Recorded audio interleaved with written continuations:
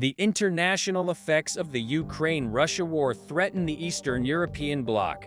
Due to the aggressive attitude of the Russians, many countries increased their defense measures, especially after the Wagner revolt. The European bloc is on alert for possible dangers from Belarus because Wagner boss Prigozhin was deported to Belarus and there are allegedly Wagner camps in some parts of the country. While the USA continues to support Eastern European countries in this regard, Poland, located on the border with Ukraine, is among the countries that have increased their security measures the most, especially recently during the escalation of the Ukrainian war.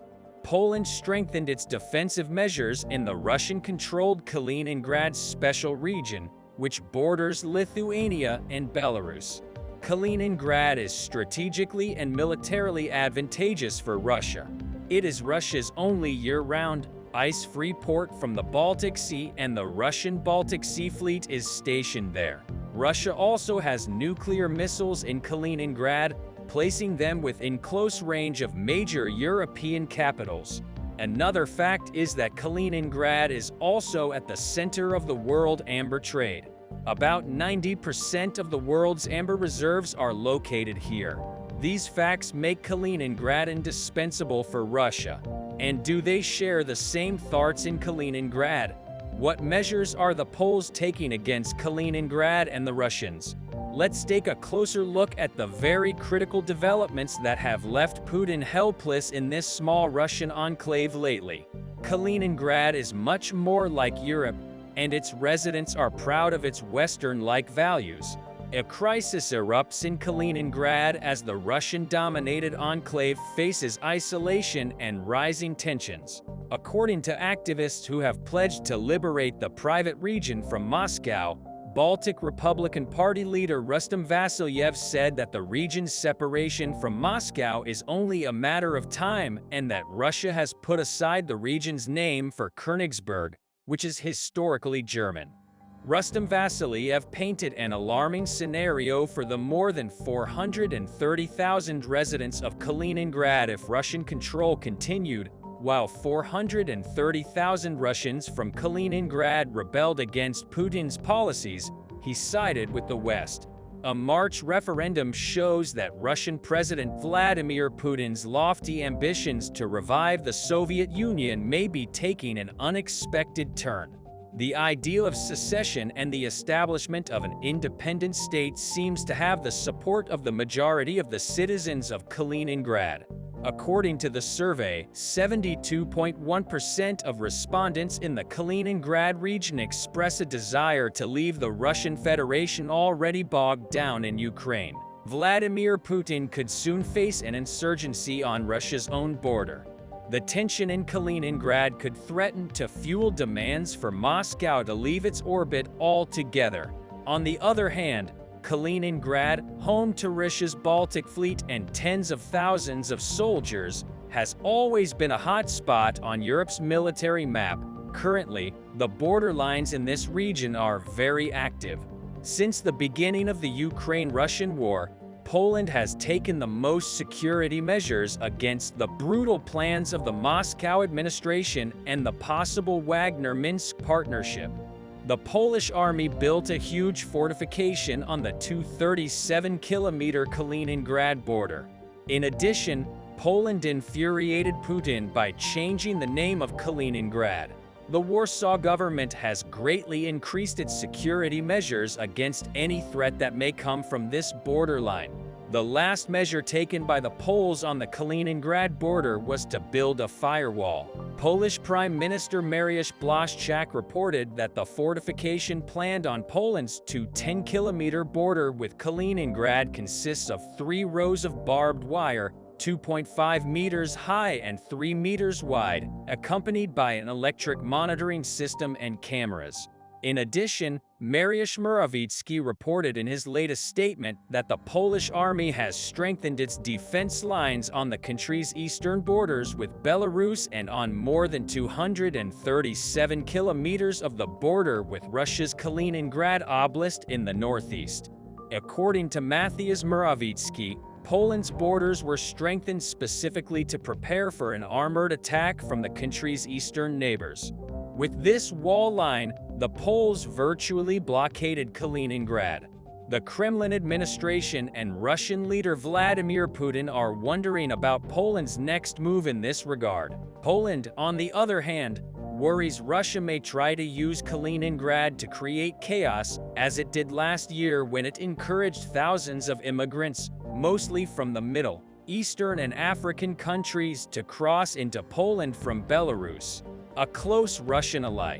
The recent strengthening of the firewall on the Poland-Kaliningrad border greatly alleviates such concerns. This firewall, built by Warsaw's decision, is also seen as a blocker of Moscow's plans in Kaliningrad, arising from possible partnership relations between Moscow and the Belarus Wagner Group. After announcing the news of this fortification, Mariusz Błaszczak announced another striking development about border security. The Warsaw government has announced that it will deploy 150,000 soldiers to Kaliningrad to keep border security under control. It has been announced that 10,000 of these soldiers will be units of the U.S. Army. This precautionary step taken against the Russians had a great impact on the world agenda.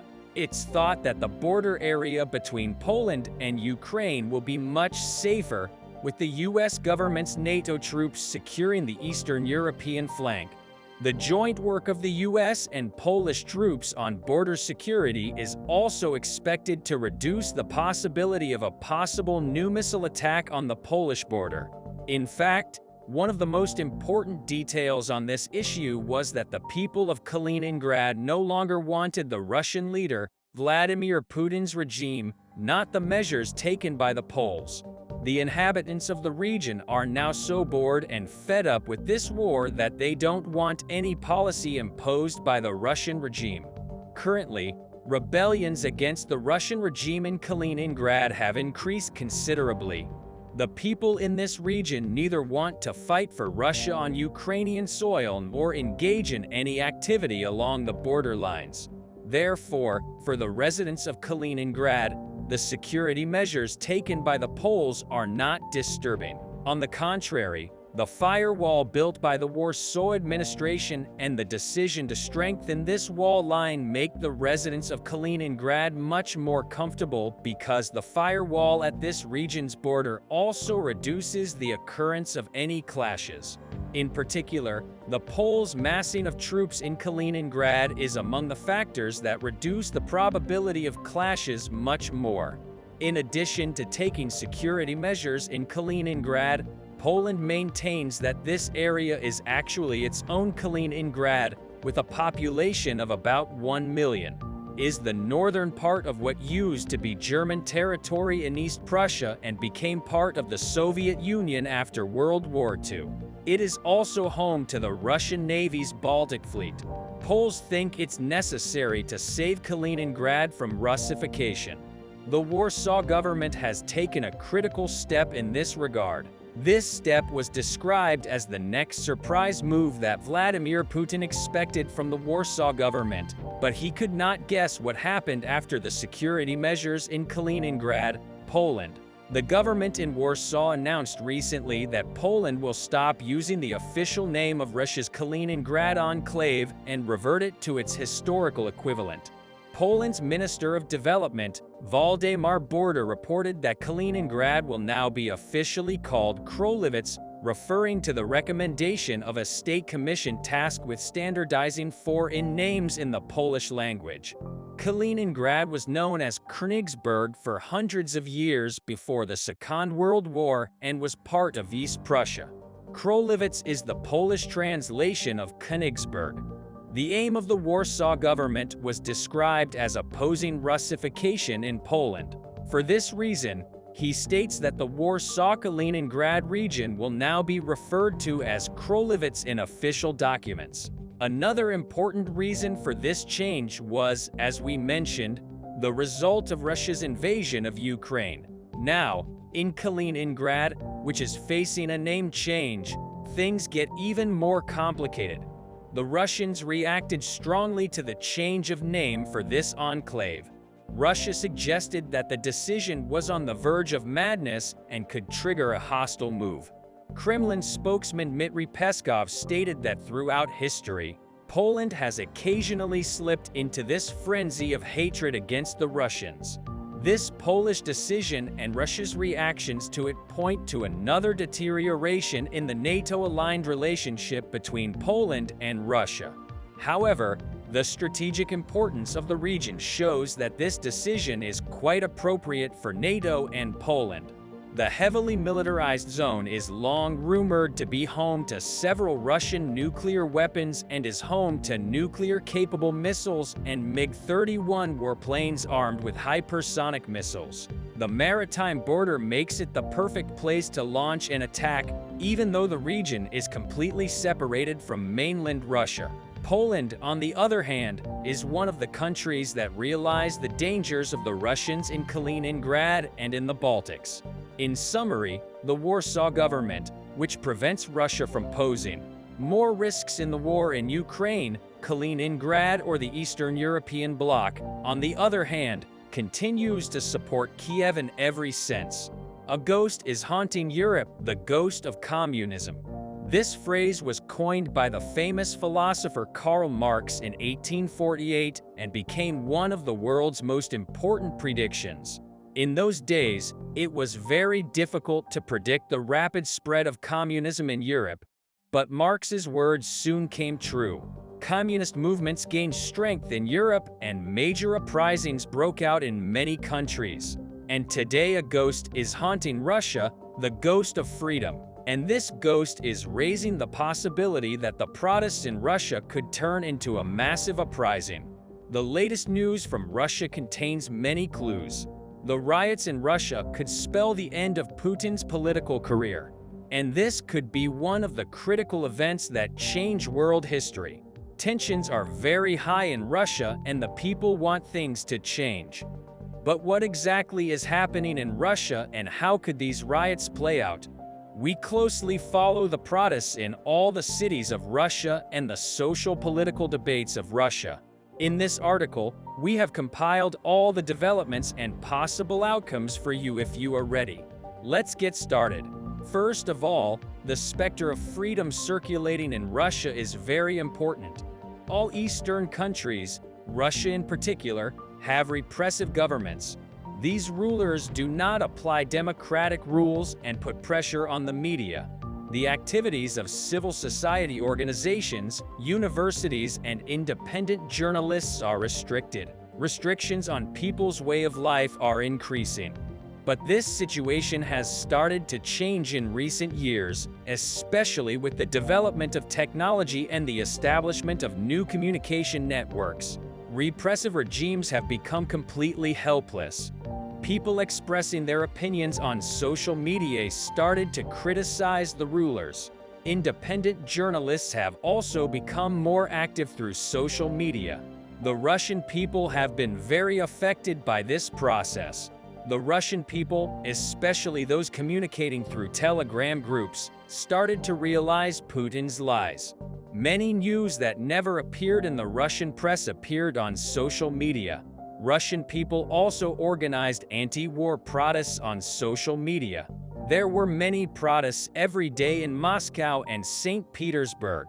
The Russian police used violence to suppress these riots, and thousands of activists were detained. But the Russian people never gave up. The number of anti-Putin protesters in Russia is growing every day. This also affects political choices in Russia. Putin has been pressuring an anti-Western policy since he took office. He is also trying to make the Russian people hostile towards the West. But the Russian people have realized that Putin is lying and now want to be a Western country. As you know, the war and rivalry between the Eastern and Western countries has been going on since World War I. Russia is considered the most powerful country of the Eastern Bloc.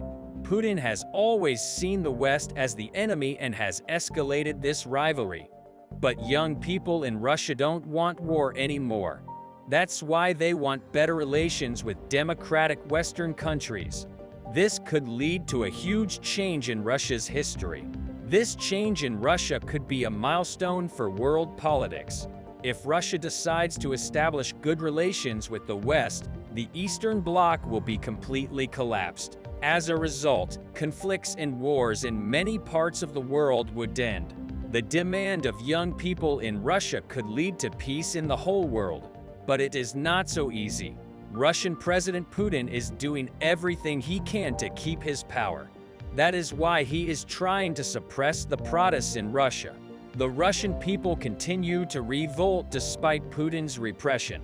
The riots in Russia have increased more recently.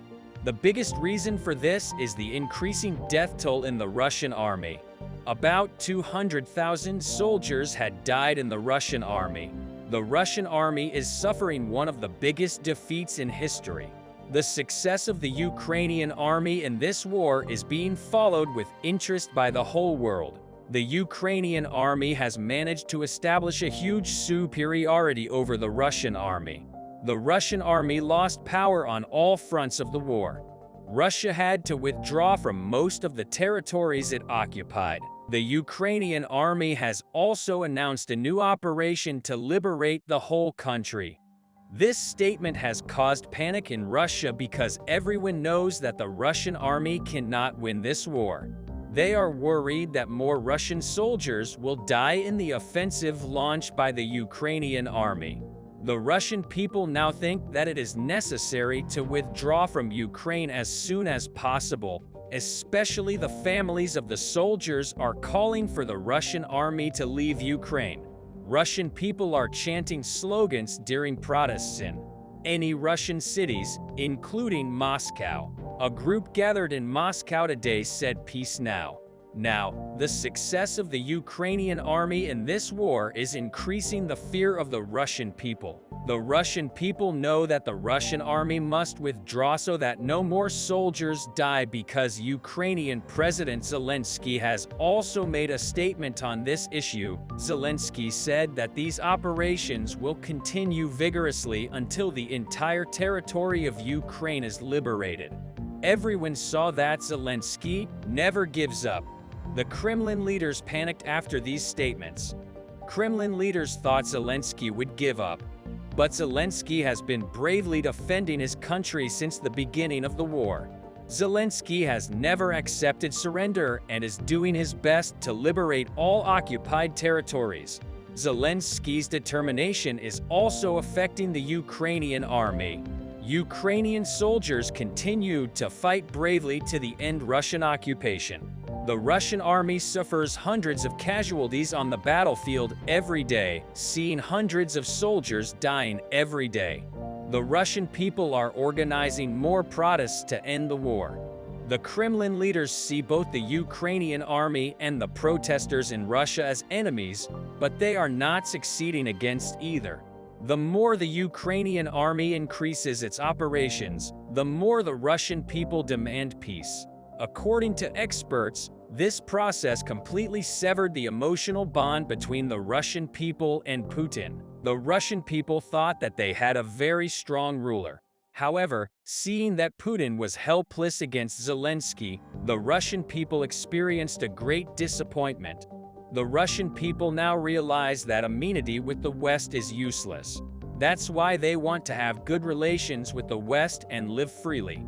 The demand for freedom in Russia is growing every day. Moreover, in the states that are part of the Russian Federation, these demands are increasing even more. Many countries, such as Bashkortostan and Chechnya, want to gain their independence from Russia. The Russian Federation may disintegrate as a result of this process. Experts who study Russia believe that the Russian Federation will undergo a major change in the future and will lose power. This process will accelerate if the Russian people manage to start a huge revolt. The Russian people can change world history. What do you think about the uprisings in Russia? How do you think they will affect the course of the war? Are the Eastern regimes collapsing? Is it possible to achieve peace in the whole world as a result of this process? the Russian presidential office announced that they received the message of the head of the Wagner Group, Prigozhin, who threatened to withdraw from Bakhmut in the coming days. As a result, Putin forced the Ministry of Defense to give unlimited supplies to Wagner Group and full autonomy over the entire direction. The same day, Ukrainian intelligence noted a significant movement of Russian forces towards Bakhmut. Russians relocated thousands of troops to the second line in preparation for a massive storm in operation today. Ukrainians unleashed their hammers and conducted the most extensive HIMARS raid of the war. A fighter from the 24th Assault Brigade reported that the strikes continued the whole day and were also supported by aviation and other long-range artillery, such as M327. Another fighter reported that hammer strikes were distinctly concentrated in at least 3 areas and also provided support on demand. One such area became the home of a region. 2 days ago, Ukrainians launched an extensive operation in this region that culminated today at night. As you remember, previously, the Ukrainian 3rd Assault Brigade was conducting an operation to clear the trenches in between the 2 roads. 2 days ago, this became the area of responsibility of the Special Forces Detachment Terror. The main goal of this detachment was to breach Russian positions in a fortified shelter, destroy the enemy troops, and create conditions for further advancement. Geolocated combat footage shows that the fighters prepared specific equipment in order to achieve their objective. Apart from the abundance of grenades, the fighters had powerful explosives that they detonated from a distance. As a result, the task was completed and they started preparing for the next move. Today, the commander of this detachment reported that they were conducting offensive actions from 4 a.m. till midnight. He said that in the aftermath of this extensive operation, Ukrainians have advanced by 1 kilometer forward, which means that at the moment, both heavily entrenched fields are under total Ukrainian control, and Russians once again lost control over the home of the road.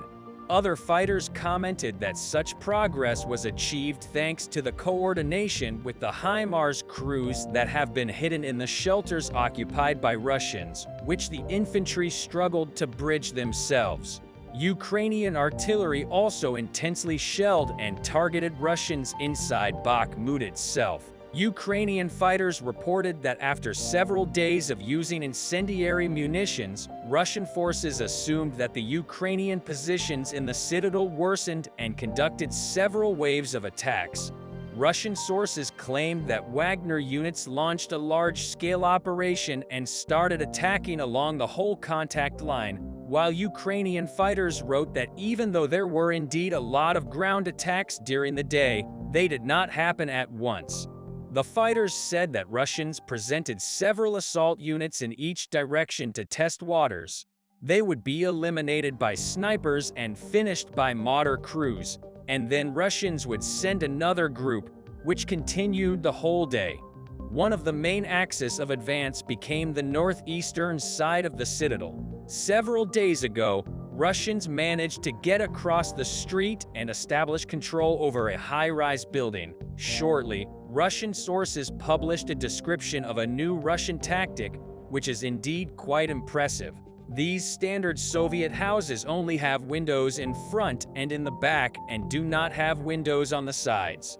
In order to avoid Ukrainian fire, Wagner forces started blowing up the side walls on the first and second floors, immediately penetrating Ukrainian defenses from the most unexpected and vulnerable side. As a result, they established control over the outer building of the citadel. But unfortunately for the Russians, Ukrainians blew up the whole building after retreating.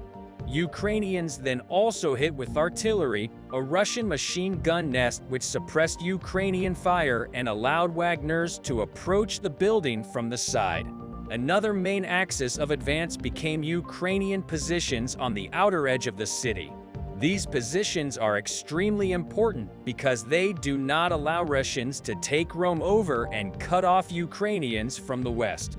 In fact, this is where Ukrainian artillery and mortar crews were helping out forces on the ground the most. Ukrainian fighters from the 93rd Mechanized Brigade showed how they basically fired at Russian positions non-stop, and their joint effort paid off very quickly because, as reported by the fighters on the ground, Russians started hiding in houses and basements, and then the survivors retreated.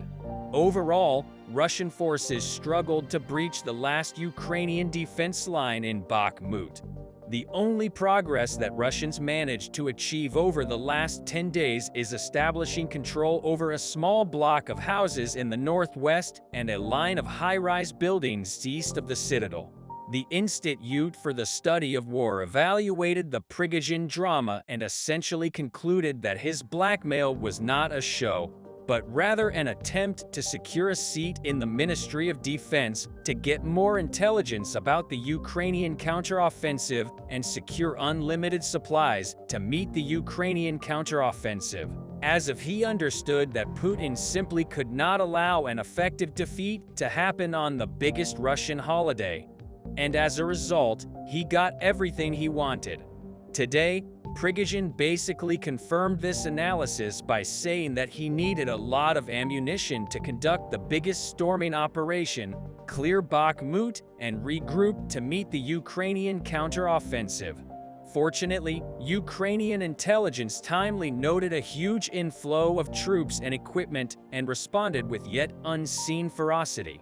Russians have already failed to take Bakhmut before the 9th of May, and many Russian sources reported that all Ukrainian forces are already on the positions to launch a counter-offensive operation and that there is a high chance that they will launch it on the 9th of May, close to midnight tomorrow.